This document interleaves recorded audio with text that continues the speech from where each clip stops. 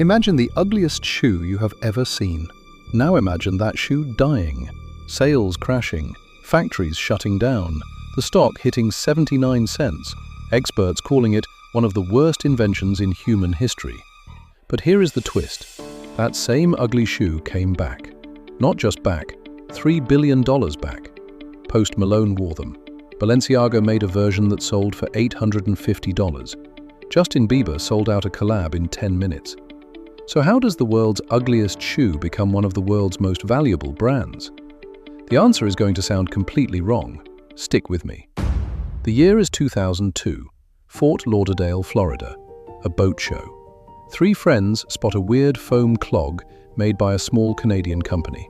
It is light, it does not slip, it does not smell, it molds to your foot, and it is incredibly ugly. They buy the rights to the foam material. They call it Crosslight. They call the company Crocs. They brought 200 pairs to that first show.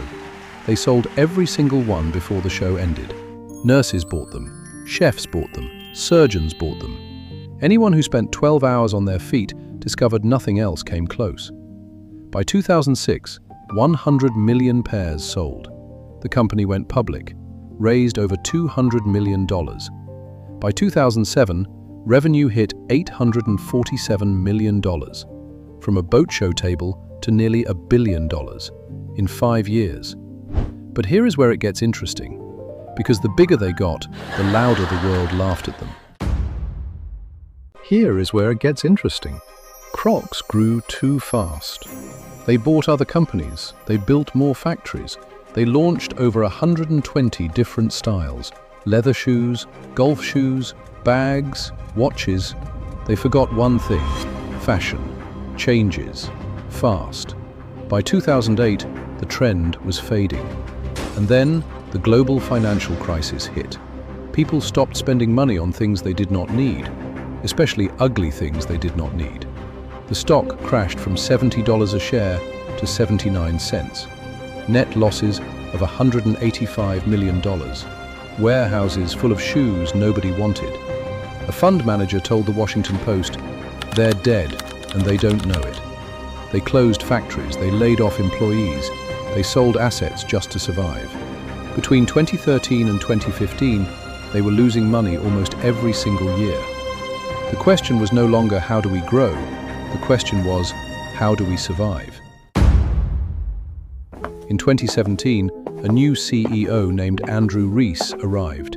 He had one job: save the clog. Every other CEO had tried to fix the clog, make it prettier, make it more normal. Rees did the opposite. He closed 170 underperforming stores. He cut every style that was not a clog. And he launched a campaign with 3 words: ugly can be beautiful. In 2016, designer Christopher Kane put Crocs on the London Fashion Week runway. Not a redesigned version, the original clog, exactly as it had always been, walking a high fashion stage. The internet did not know how to react, and that confusion was the point. In 2018, a collab with Post Malone dropped, sold out in hours. The stock had opened the year at $9. By October, it hit $25, nearly tripling in 10 months.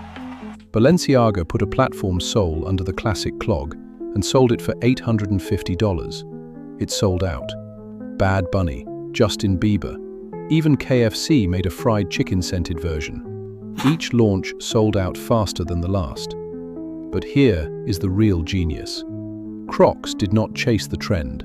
They created a new story. The story was not, Crocs is cool now. The story was, Crocs never cared about being cool, and that is why it is cool. And then there is the charm.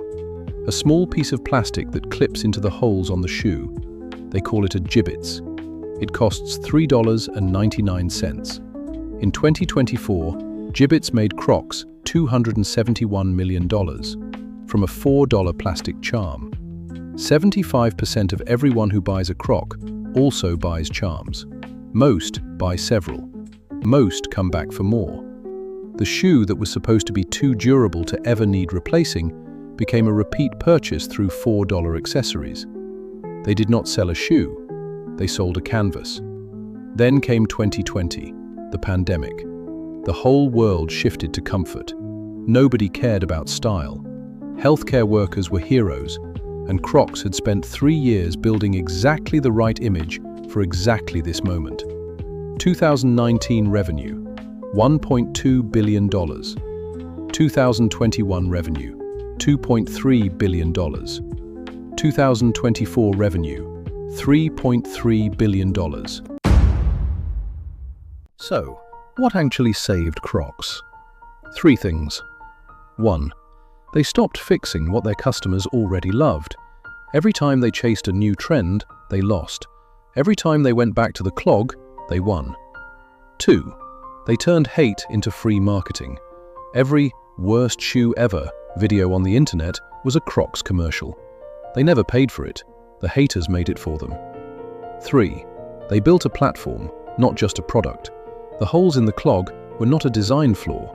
They were a canvas for a $4 charm that made them $271 million. Ugly does not kill a brand. Losing your identity does. You do not have to be the prettiest product in the room. You just have to be the most honest one. If you liked this breakdown, hit subscribe. We do this every single week. Next up, we are breaking down how a company that everyone said was finished made one last move that changed everything. You do not want to miss that one. See you there.